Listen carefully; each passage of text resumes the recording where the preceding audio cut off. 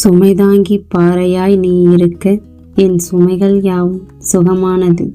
தோள் கொடுக்கும் தோழனாய் நீ இருக்க என் துயரங்கள் யாவும் தூரமானது.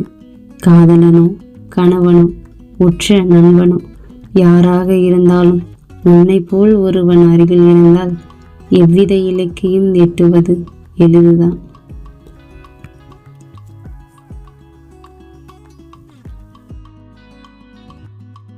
ஒவ்வொரு பெண்ணின் வெற்றிக்கு பின்னாலும் ஒரு ஆண் இருப்பான் என்று சொல்வார்கள். அது அப்பாவாகவோ அண்ணனாகவோ இருக்கலாம்.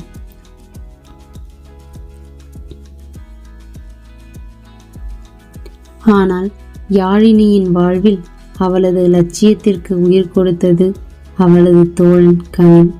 இன்றைய காலகட்டத்தில் ஒரு பெண்ணின் கனவை தன் கனவாக நினைத்து அவள் தடமாறும் போதெல்லாம் தாங்கி பிடிக்கும் இப்படி ஒரு துணையை அடைவது வரம். கவின் யாழினியின் இந்த அழகான பயணத்தை பார்ப்போம். கவின் கொடுத்த அந்த ஃபைல் யாழினிக்கு ஒரு மந்திர கோளாக மாறியது. அலுவலகத்தில் வேலைபளு கூடும்போதெல்லாம் கவின் குறுக்கிட்டு, யாழினி, இந்த ஃபைல் ஒர்க்கை நான் பார்த்துக்கிறேன், நீங்கள் அந்த விண்டோ சீட்டில் போய் உட்கார்ந்து எக்கனாமிக்ஸ் சிலபஸை ஒரு தடவை ரிவைஸ் பண்ணுங்க என்று அன்பு கட்டளையிடுவான். யாழினியின் IAS கனவு நனவாக கவின் ஒரு நிழலை போல அவளுடனேயே இருந்தான். சரஸ்வதி அம்மாளுக்கு மருந்து கொடுப்பது முதல் யாழினிக்கு தேவையான சூடான காஃபி வரை அனைத்தையும் கவினே பார்த்து கொண்டான். அவளது கனவு இப்போது அவனது தவம் ஆகியிருந்தது.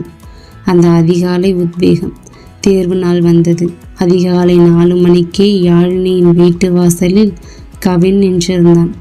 கையில் ஒரு சிறிய பெட்டியுடன் வந்தவன் அதை யாழினியிடம் கொடுத்தான். அதில் ஒரு அழகான பேனா இருந்தது.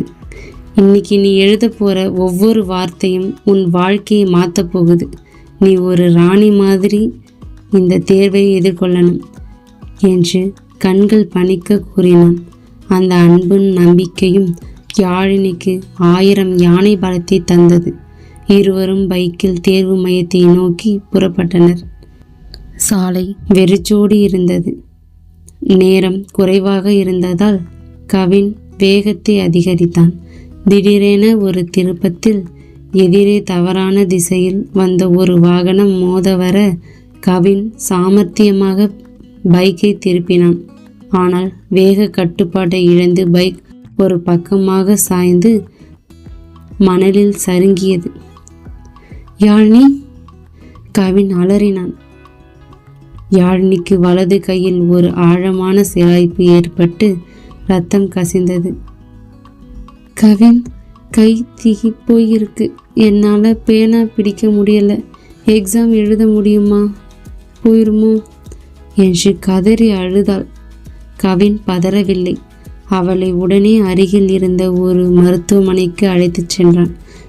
டாக்டர், இவங்களுக்கு இன்னைக்கு லைஃப் டிசைடிங் எக்ஸாம், ப்ளீஸ் இவங்க கை வலியை சரி பண்ணுங்க என்று கெஞ்சினான். டாக்டர் காயத்தை சுத்தம் செய்து ஒரு சிறிய கட்டு போட்டு வலி தெரியாமல் இருக்க ஸ்ப்ரே அடித்தார்.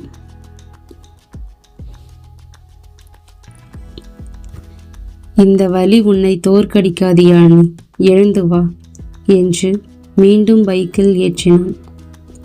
தேர்வு மையத்தின் வாசலை அடைந்தபோது நிமிடங்கள் மிக குறைவாகவே இருந்தன. அவசரமாக பையை தேடிய யாழினியின் முகம் வெளுத்தது. கவின், ஹால் டிக்கெட் இல்லை, பதட்டத்தில் வீட்டிலே வச்சுட்டு வந்துட்டேன் போல, இல்லைனா விபத்து நடந்த இடத்துல விழுந்திருக்குமோ என்று தேம்பி அழுதாள். கவின் மெல்லச் சிரித்து கொண்டே தன் சட்டை பையிலிருந்து ஒரு கவரை எடுத்தான். தெரியும் யாழினி, நீங்கள் எவ்வளோ பெரிய அறிவாளியாக இருந்தாலும் இந்த மாதிரி நேரத்தில் எதையாவது சொதப்பிவீங்கன்னு எனக்கு தெரியும். அதான் நேற்றே நீங்கள் தூங்கும்போது உங்கள் டேபிளில் இருந்து எடுத்து என் பேக்கில் பத்திரமா வச்சுட்டேன் என்று கால் டிக்கெட்டை நீட்டினான். யாழினியின் கண்களில் வழிந்த கண்ணீர் இப்போது நன்றியால் பெருகியது. நீங்கள் மட்டும் இல்லைனா என அவள் சொல்ல வர, இப்போ அதை பற்றி பேச நேரம் இல்லை, சீக்கிரம் ஓடுங்க, ஆல் தி பெஸ்ட் என வழி அனுப்பி வைத்தான். தேர்வு முடிந்து வெளியே வந்த யாழினியின் முகம் ஒரு வெற்றியாளரைப் போல ஜொலித்தது.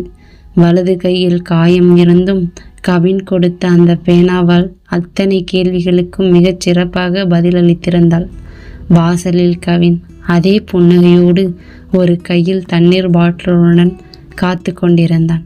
அவனை கண்டதும் யாழினிக்கு தன்னை மீறி கண்ணீர் வந்தது. ஓடி சென்று அவனை இறுக்க கட்டி கொண்டாள்.